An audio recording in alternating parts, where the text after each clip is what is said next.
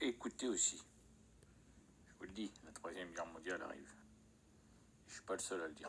Intelligent, cultivé, brillant, polyglotte, etc., pouvait faire un travail considérable. Qu'on pouvait avoir des envoyés. Jean-Pierre Chevènement, je crois savoir, un temps était l'envoyé d'Emmanuel Macron auprès de Poutine.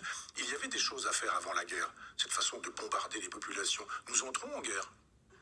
Il y a vraiment que Macron qui est un penseur du en même temps pour nous expliquer qu'on fournit des armes de guerre et en même temps on n'est pas des co-belligérants. Mais bien sûr que si. Tout le monde le dit, Biden le dit, tout le monde le dit. Tout le monde a très peur d'entrer en conflit direct avec la Russie. Et nous sommes vous en conflit. conflit. Alors pour l'instant, Poutine n'a pas encore choisi ni le lieu ni l'heure, mais si vous rentrez dans une coalition contre la Russie, il est bien évident que la Russie à un moment donné va s'occuper de nous.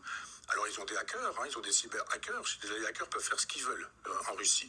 C'est une espèce de deal avec Poutine. Poutine dit vous faites ce que vous voulez, je vous laisse faire, trafic de drogue, trafic d'organes, tout trafic possible et imaginable. Simplement quand j'ai besoin de vous, je vous demande et vous faites le boulot pour moi.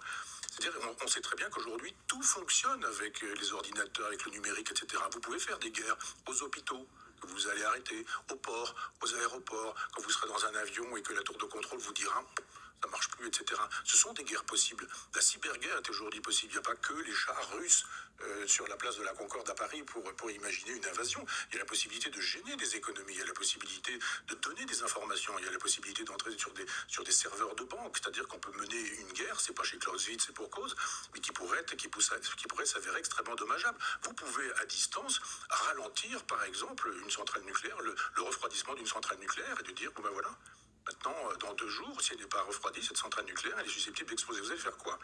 Et pour l'instant, je pense qu'on va au-devant d'une troisième guerre mondiale, gentiment, doucement. Écoutez, Poutine n'est pas du genre à dire « Ah, vous me faites peur avec vos chars, je vais rentrer chez moi, j'ai bien compris, j'arrête ». Il y a une espèce de surenchère en disant « Nous allons donner désormais des armes létales ». Il a dit « Poutine, nous allons brûler vos chars ». C'est quoi brûler ? Moi, je parle pas russe, mais j'aurais bien aimé savoir quel était ce mot, ce qu'il signifiait.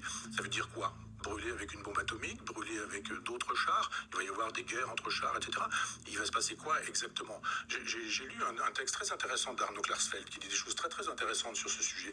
Si l'Europe avait véritablement existé comme une option politique et pas du tout comme une espèce de club économique, on aurait pu penser toutes ces choses-là. Il y a eu le format Normandie, il y a eu les accords de Minsk, tout ça a supposé qu'on ait affaire à des chefs d'État qui normalement auraient dû imposer cette loi. Elle n'a pas été imposée, on a laissé faire. Donc Poutine a profité de nos faiblesses. Poutine, il est dans un jeu d'échecs avec un autre partenaire qui sont les États-Unis. Je rappelle que ce sont 2 puissances qui s'affrontent avec l'Ukraine comme prétexte. Précédemment, Zelensky était un oligarque qui avait détourné de l'argent, qui mettait de l'argent dans des paradis fiscaux. Et on en arrive à cette situation qu'il faudrait défendre absolument la Russie, l'Ukraine. Si on commence à dire est-ce qu'on ne pourrait pas faire un peu de diplomatie, un peu de politique, imaginer que la paix est toujours préférable à la guerre. Tant que le canon tonne. Pardon ? Tant que le canon tonne. Tant qu'on fait rien, on a rendu tout ça possible. Cette guerre, elle ne sort pas de nulle part. Elle a été rendue possible par l'impéritie d'une Europe qui a été incapable d'exister. Et on voit d'ailleurs aujourd'hui que l'Allemagne décide qu'elle envoie des chars. La France dit ah bon, vous me donnez l'autorisation. Et j'ai vu que le chancelier donne l'autorisation aux alliés s'ils veulent faire pareil.